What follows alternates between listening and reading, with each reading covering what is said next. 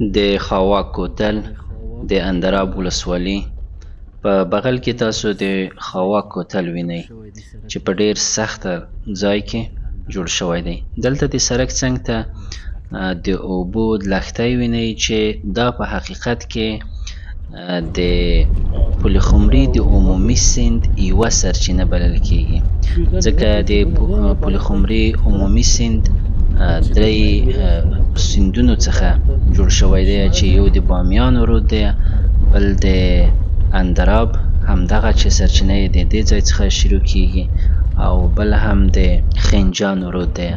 لږ چې وړاندې ولاړ شو نو هغلته نورې هم دغه اوبه زیاتې شوي دي. په حقیقت کې دا ښه دي چې سړی په دې باندې وپوهیږي چې د یو سیند هغه اصلي سرچینه د کومه ځای نه شروع کیږي. د پل خمري سیند واقعا چې ډیر ارزښت لري او پل خمري ته یې ډیر ارزښت ورکړی دی. همدغه اوبه دي چې دغه ولایت زښته زیاته شولې کیري او وریژه پکې کرل کیږي. دغلته ما چې وویل چې یو څه زیاتیږي هغه دغه ځای دی.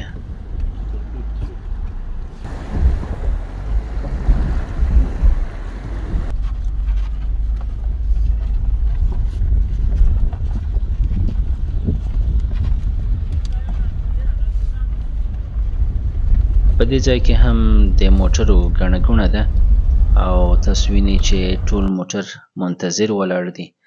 دلیل یې دا دی چې د سالنګ د لارې د بندېدو په اساس باندې موټر په دغه لار باندې ځي او په دې لار باندې د غټو موټرو دپاره د تګ امکانات نشته دي، خو اکثره غټ موټر چې په دې لار باندې راځي نو د وړو موټرو مخه نیسي.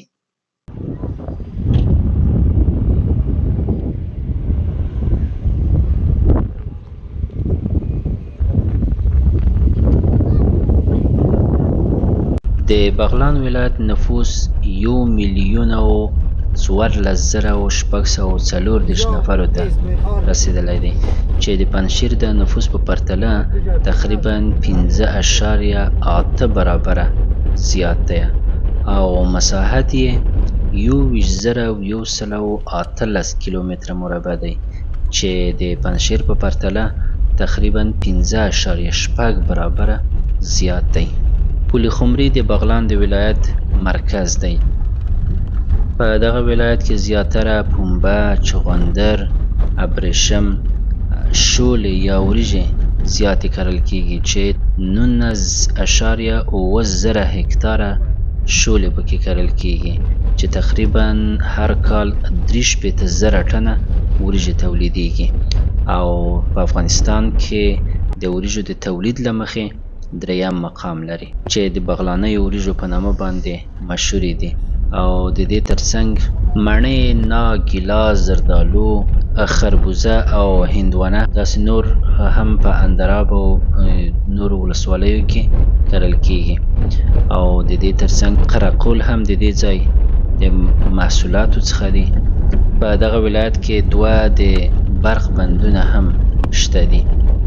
بغلان یو ډیر صنعتي ولایت دی، زیاتې فابریکې پکې شته دي. مثلا د غوري سیمټو شرکت په دې ځای کې دی، د افغان نساجي فابریکه په دې کې ده، د بغلان د سپین زر قند فابریکه دلته ده او داسې نور تاسیسات هم پکې شته دي. دا هم پل نوبهار دی. که د اقتصادي اړخه دغه ولایت ته وګورو نو د افغانستان په اقتصاد کې ډیره مهمه ونډه ترسره کړې ده. که یوازې د پل خمري د افغان نساجي فابریکې په تولیداتو باندې تمرکز وکړو چې دا فابریکه تقریبا په 1315 کې تاسیس شوې او په 1321 کال کې خپل فعالیت شروع کړی دی چې تقریبا په هغې وخت کې 3500 نه تر 3700 تنو پورې کارګران په هغې ځای کې په کار باندې بوخت وو. په 1340 کال کې په مجموعي توګه 1000 ماشینونه د بافت هغلته په کار باندې مصروف وو.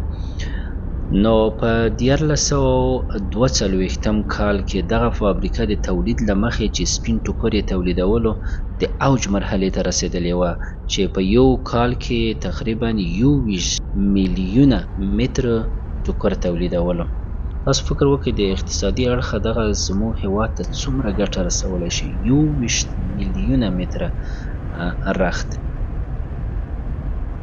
متاسفانه چې دغه فابریکه په 1970 لسیزه کې د سقوط سره مخ شوه او یوازې 80 پایده بافت ماشینونه پکې پاتې شول چې وروسته یوازې 370 کارکوونکو پکې کار کولو او د ورځې تقریبا 600 متره رخت پکې تولیدېدلو چې دا په کال کې تر 190,000 کم مترو ته رسیږي او د 21 میلیونه مترو کلني تولید په پرتله باندې ډیر زیات تفاوت لري چې په دې توګه باندې تقریبا له 1942 څخه تر اوسه پورې نږدې 80 کاله وخت تیر شوی دی او موږ هر کال یوازې په همدې برخه کې څومره زیات ضرر کوو.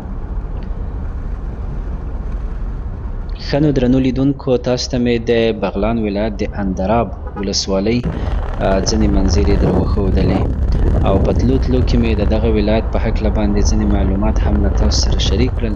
هیله ده چې د پام وړ مو ګرځېدلي وي او را سره خسته شوي نه وئ.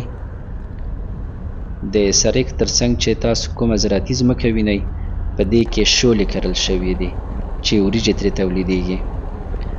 نور نو موږ هم د خنجانو بازار ته رسیږو او دا چې د هغې ځای څخه تر پلخمري پورې لاره زیاته ده او هوا تیاره کېږي، نو د هغې ځای تصویرونه له تاسو سره نشو شریکولی.